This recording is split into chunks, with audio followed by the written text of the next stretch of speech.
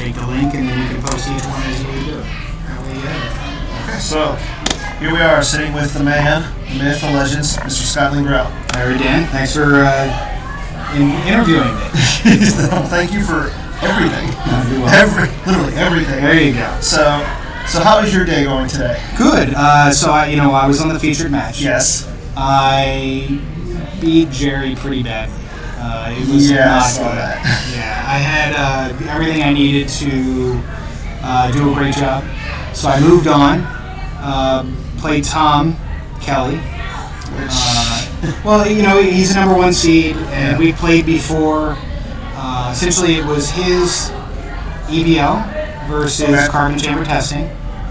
Which is an interesting match because were you packing the ice planes at all?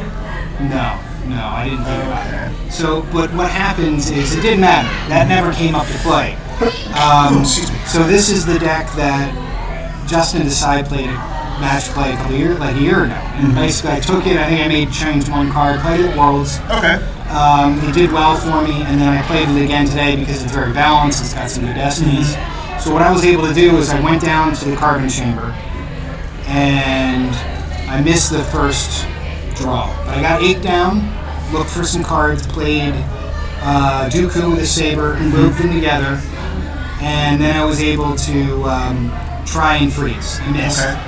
But I did some drain damage, so I was doing some damage. He lost about 3 cards. He lost his speeder. So the problem is he wasn't able to get a speeder. He actually wasn't at that site. So he didn't go to the site at all? He didn't go to the site. So I was able to go to my audience chamber, to the carbon chamber. I was doing some damage. I finally did blow it, made him lose 8. And he went to, basically I went to space with I went with the Emperor on the shuttle with Tarkin and who's his name? Zuckus. But what happened is he came after me with Honshu Falcon, Akbar, limited me to 1 destiny, redemption, a whole bunch of stuff. So he basically came down with the entire Rebel fleet. I lost I lost everything in 5. So the problem wasn't really the damage. It was that I had lost my entire space fleet in combat because I didn't expect him to come down. He didn't even get to the site. I mean, he went down eventually. I put a search and destroy out, and then eventually it was a problem. And he just started. It was a matter of back and forth. He was draining for 16 space. I would get some things, and then I eventually did take over his site, put down resistance. Okay. And he sent ice stormed my guys and his guys too. But I had Maul and Dr. E there. So nothing that you could do against it. So no control. Nothing. So I got him down to about 12 cards. Okay. So that game, wasn't too bad. And then it was my profit against his Rops. That's a grind. Well, it went okay. I came down on him early on with Chewie, Protector, and Leia. Okay. And Protectored to draw some extra destinies, but he didn't really take any damage. He didn't take any overflow because of the high forfeit of his guys. Is he playing the code clearance and all that? He didn't play it right away. I flipped, retrieved. Problem is he kept killing my guys. I was able to retrieve. I levitation Jedi leved a few times. I harvested a few times, twice. I was able to do the flip of profit. Okay. It's just I wasn't able to keep the guys around long enough because every guy, he was drawing a 5 for Destiny almost every time, and it was a 8 attrition at times, and one of my guys would go for 7, another guy for 5 or 6. I couldn't get him keep anybody alive. So he grinded me down, and then he just drew up. It would have been a grind. I got to 10 cards. Would have been a grind either way. Yeah. But I wasn't going to win it by more than 10 at that point. So at that point, it's just... Yeah. No, I had no space. He's in space the entire game, drained for 1. But it's okay. I mean, and now, I'm done for the day. I'm going to kind of relax and just enjoy. But that's okay. And, it was nice. It was a good game. It wasn't frustrating. I didn't make any mistakes. Just wasn't good enough to beat him. And sometimes, unfortunately, that does happen, especially with this game. It's just, you can play a game, you can have a game of your life, and sometimes it's just roll for you because either your opponent is equally having a great game, luck's on their side or something. But Yeah, so thankfully I didn't make any mistakes against Jerry. Everything went well. I had everything I needed. The problem was just, Tom. The decks matched up didn't match up perfectly, right? And I wasn't able to do what I needed to do. And he played the cards to make sure I could. So that's what you have to do. It's interesting to see Rob's in the meta. So I think it's going to take some adjustment because you're getting cards back. What he would do is he would kill a guy, but then he'd have an extra card in his hand, so he'd get rid of a character he couldn't play, maybe, to get one of the ones that he lost earlier, the battle before, and you'd get them back again. So, and Rops is a new objective at this point. So it's just, it would seem a little bit at Endor, but this is the first tournament that you've actually played it at. Yeah. Now, what do you think of the new Rops objective compared to the one that we had previously had in Legacy? Would you say it's balanced or a little bit better? Or? So I like that you got rid of the cheesy things, right? So the cheesy deck aspect of it before was, you'd come down to their site and they'd play, the one that makes it missing, +3, greater than their ability, and you're playing you need a 4 to get rid of anybody except for a Jedi. So I think that was a problem. You would code your systems in sight and they would spread out enough and you would drain for -1. So I think those were the issues. Unita completely killed the deck. We were able to offset that, but I think it's good that we're playing spaceport sites. I think it's good that it's not the jungle, the swamp anymore, because those are the sites that are bad. But I do think it's going to take some adjustment because they are drawing really high. And with Justice, they're able to limit you to 1 destiny, but they're getting 1 destiny +3 or 4. It's tougher to compete. I mean, you see that with some light side decks too. For instance, Diplo, they can limit you, but then their destiny is -2, right? No. Oh, you're thinking Diplo, whereas the light side player, because it's not the destiny itself isn't +3 or 4 or 5 equal to the number of rebels. It's the total. Yes. It's the total. So that's something that with Justice, do you want to say that we could see a change to eventually, or? I don't have any say in that, thankfully. But what I would say is I think there are ways to, if you can cancel the destiny. So I don't think that, if you play Wedge and his speeder with a rebel, with a rogue squadron pilot, they're going to see that coming a mile away. I would like to see some interrupts that cancel destiny. Okay. That, I go back to the Cloud City ones, End of a Reign, Higher Ground, nobody ever plays them. Yeah. But if we've had some better costed ways to do that were interrupts, that maybe would catch people off, you cancel their destiny, they don't get, it's total. True. It's total, so if you cancel the destiny, they don't have a total. So I think that does work. But, I think there are ways to adjust it. I also think that some of the cards that'll, just kill people in the middle of a battle, so maybe they don't get destiny. Because what they're doing is they're putting 1 guy at every site. They're maybe reacting with an ATSD here or there. Or with, like, saying Stormtrooper Garrison and Point Man now, because I've seen that a lot too. But so I think it's just going to take time to adjust. Hopefully it will continue to get better. But it is definitely modifying. That's good. You want people to have a deck that's not going to... You need to make changes to your decks, and that's a good thing. So what did you actually... Because I know you're one of the players who... As I spoke to Jerry earlier, and a lot of players say the same thing. You are a person who's not easy to predict what they're playing. Yeah. So how did you... Because, you have played decks like Mindless, you have learned, you have played Sidling CRV. I played a lot of weird things. You played so many weird things, and especially in this format. I've had the honor of losing to you in the first round because I have no idea what to put you on. Yeah. So how do you come up with these ideas, and then especially for a tournament like this, how do you prepare yourself? So I'm trying to be a little more solid where I can be. I was going to play Skrillings today, and the problem is Skrillings... Sorry. That's okay. Skrillings don't do as well against Throne Room. Okay. And Hitco. And I think part of the problem is when I played Skrillings against Chris Kelly last year at the MPC, there was only so much I could do. So I had some more evasion, but I was worried that if there's anti-neighboring stuff or anti-L stuff, I'm just not going to be able to put the beat downs where I can be. So I went with a more balanced deck. I had looked at a few different decks. I looked at Map. I looked at Hitco, or not Hitco. I looked at Map. I looked at CCT like I played at Worlds. I looked at my kind of Scum. I really like some of the new stuff that came out with Raltier, but it's just not decks I'm comfortable with. So I thought at the end of the day, instead of trying Hunt Down or anything that maybe is simpler to play, I went with this balanced deck. It's got ships in it, it's got ground, it does the direct damage. That's one of the reasons why I think it does really well, is because you can threaten that 8 damage really quick. So I went with that. My one concern was against our old allies. Okay. Against old allies at Worlds, I was able to freeze turn 2 against somebody, make it lose 8, and then I played a couple other old allies decks and they flipped turn 1 to reduce the damage so I wouldn't be able to do it. And I found that deck was a problem. But I wasn't worried about that because I figured Rops really beats old allies. Yes, it does. So I thought at the end of the day, the Carbon Chamber was the best deck. For light side, yeah, I mean, Mind What You've Learned is a balanced deck. Believe it or not, it's got a lot of ships, it's got a lot of ground. It's putting a lot of cards on the table. Yeah. But reducing every Destiny draw, being able to slow the game down is a good thing. My concern is that with Map, it's just too quick.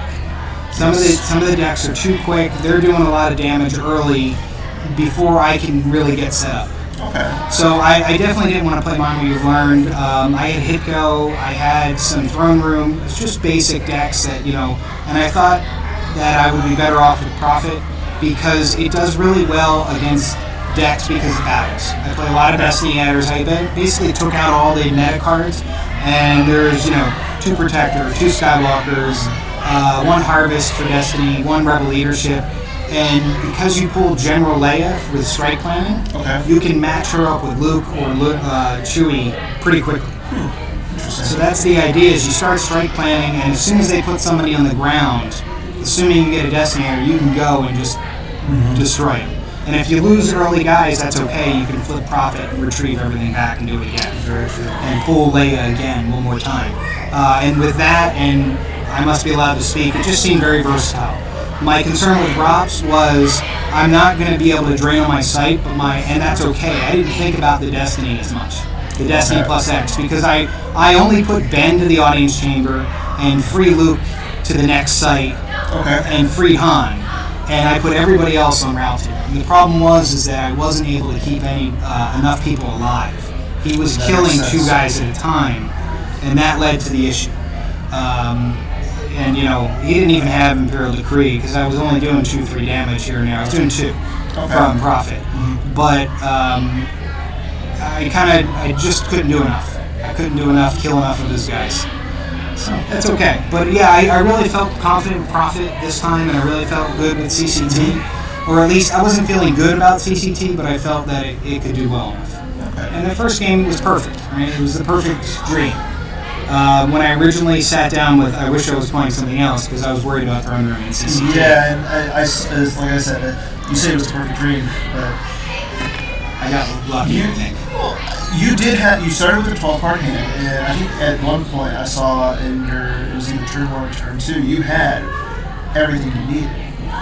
And at that point, when I saw Jerry go down with the Leia and Padme and give her a Dooku, everybody on the stream was just saying, well, here comes the beatdown.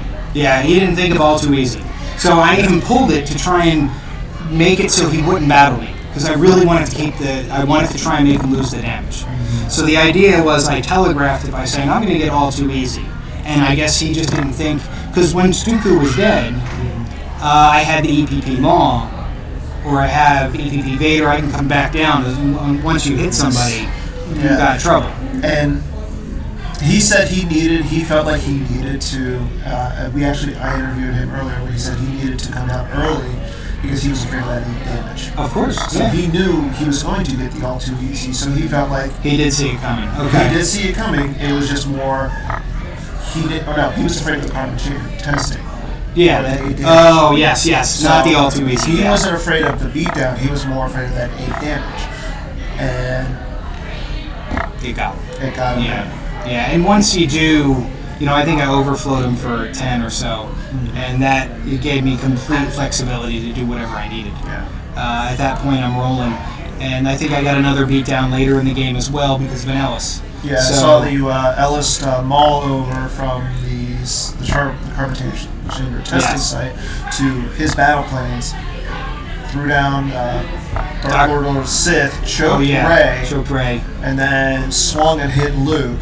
And played I Have You Now. Yes. Yeah. No, Maul Strikes. I played them both, but I used too many Destinies. So I miscounted because I had to swing twice. And then he drew Luke low, so you didn't have to lose anybody. Yes. Oh no, I miscounted because of I forgot about Choke Vader. So I had 4 Destinies left. I needed, or I had 3 Destinies left. I needed 4. So at that point, I blew the card, but it was over, thankfully, at that point. Yeah, I mean, it worked out really well. It did, and that's Justin built a good deck, and the idea is it's not a typical deck that he would play, but that's why he would play it in the match play, and that's why I kind of have been using it because it is so balanced. Yes. Yeah. And the Destinies are insane. So you said that you feared like the hit count with the card. What would you have done against those 2 decks? So I haven't played enough with it to understand. I think. Well, I lost CCT. I lost to Chris's Hitgo last year at Worlds, and I think what it was is I was about to all too easy Luke, and I just got unlucky with the draws. I think it was EPP Maul. I came down on him. I missed one, and he canceled the other, and it just I think I even used Force Lightning, and at that point I just had bad luck, and from there it was just downhill. I lost some guys and had a problem. But if I would have gotten Luke right there, the game would have been over. I would have won easily. Makes sense. So that's why, even though it didn't do that well at Worlds, I felt comfortable that it's just a fluke, right? It's Destiny draws, but the averages are high enough that it should be okay. Yeah. I think the one change I made is I play 1 Tarkin's Bounty, virtual, and 1 Force Push, where I know Justin played 2 Force Pushes. And the idea is, I wanted to have a second option to go through the use pile. I think Justin actually used the Force Push. I've seen him use it before where he just used it to exclude in battle. Because that was actually something that Johnny Chu was watching that match and he brought it up. But I believe that you had used the Force Push I used it early. as a Force. I was hoping to get IG-88. I think it was IG-88. I went in and none of the cards I wanted were there. Okay. Because the idea is, I just kind of got lucky. But that's the goal is, see how many cards you have. I had the Cave in my opening hand. I had the Bridge Puller in my opening hand. So I had the activation, but I needed to get IG-88 to try and start looking for cards. And I think Force Push, you're right. I think the exclusion part is really good. Yeah. I haven't played it enough to feel comfortable because I'm always trying to look for the right cards. But it worked out well. I mean, it's a good deck. It's a solid deck. And it's fun. So, on that, so what can you say that the PC is doing? Anything that you can talk about that the PC is doing for a while? So some cool stuff that I like. So obviously GEMP is transitioned over to us, and you can see that we're doing a lot of cool stuff with that. So that's awesome. I mean, GEMP has changed the game because you go on there right now. There's 15 people playing, and we're at the match play. Yeah, I think earlier I saw Angelo Casoli and Mike Pistone. They were playing a OCS game. Yeah. And I know Mike Pistone was supposed to be here this weekend. He had a medical issue. Oh, I'm sorry. Yeah, I mean, you go on there anytime, even at times when I'll go on there at midnight Pacific time. There's still 4, 5, 6 people playing games. From Europe, probably, early in the morning. Europe's, Pacific Coast people. Just, you go on almost any time, there's people playing. It's nice. Yeah, so that I'm really excited about. The other cool stuff is we're in the process. It's taken a little bit of time, but we got a donation a couple years ago from my work, and that was to help us with the website. So we're in the process. They're actually building it right now as we talk. My hope is in the next week or 2 we're going to have their first version that we can look at. And certain things, it's just going to be a streamlined, better website. It's going to be implementing GEMP. It's going to implement VKit. It's going to implement all that stuff. The holotable. It's going to implement this Twitch and all that stuff. So it's going to be better for that. That's something I'm really excited about. The other cool things is just some technology stuff. Like we're trying to get the deck lists to be on a website stuff, right? We're trying to continue to get better with the tournament software. So these things are getting better and better. You know, you see the stream, the quality of the stream right now. Yeah, I even saw, if anybody hasn't noticed, we do have better equipment for the stream. There's lights now. There's a really nice camera that we're capable of streaming with. I remember I think it was like last year or 2 years ago, we were still using webcams. Yeah. But it's just, it looks to me like the PC is going in a lot.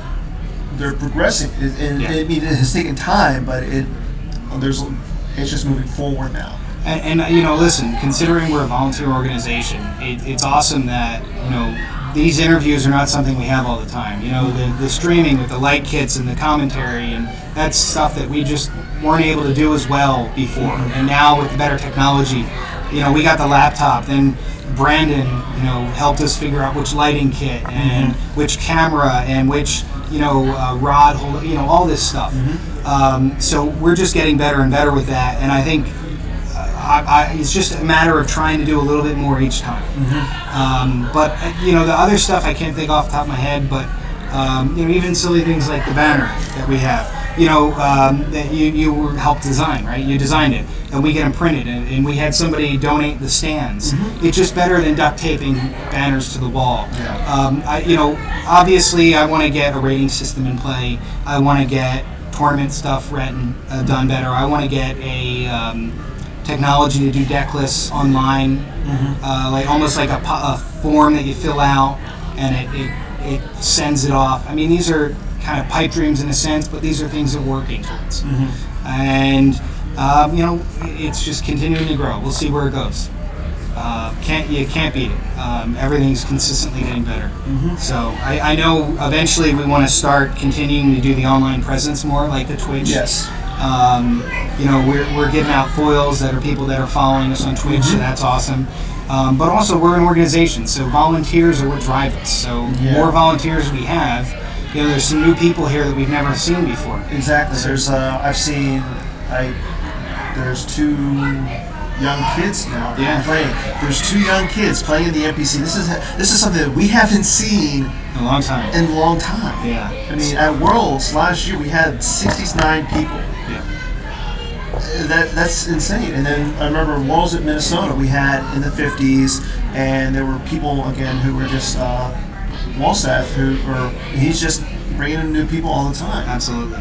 So I think, you know, one of the things that we got to continue to build on is making the game accessible for other people that want to come in, but we also have to focus on the people that are playing. Because 10 years ago, I think we were more geared towards driving new people to the game, and that's you can't leave the people that are playing behind. So that's why we do the things like the poker chips. That's why we do, you know, it's just a cool thing to give somebody. We're not gambling. Poker chips, you know, the special foils that we give out, you know, we do what we can to make it better. The recognition, like earlier with Matt Sokol and Chris Copeland. I mean, they're both now Hall of Fame people. And we give the special foils out for volunteers. So we have the Advocate Award, which last year started, or 2 years ago was the Imperial Occupation foil. Imperial Entanglements foil, which is a double-sided foil that we give out to certain volunteers that kind of go above and beyond. And then last year was the Flipside Falcon. And then this year it's the Zizor's Palace, Coruscant site. So, you know, the idea is those are only available for people that volunteer, right? Because at the end of the day, winning tournaments is nice, but it's not, we can't just continue to make the people that win the ones that benefit from it. So that's why we do something very special for the volunteers that nobody else can get, because it's important. You know, so that's why we'll continue to do that. And I think it gives people the ability to have something fun to play with. Oh wow, I got this cool shiny card, right? Yeah. And you know, we'll just continue to do that. Okay. And do you have anything else to say to the people in the interview? Thanks for coming. But yeah, I appreciate everyone being here and watching. And you know, if you have any ideas or tips for us that you want to see, you just let us know. That's what we'll add. Okay, sounds good. Thank you, Dan. Thank you.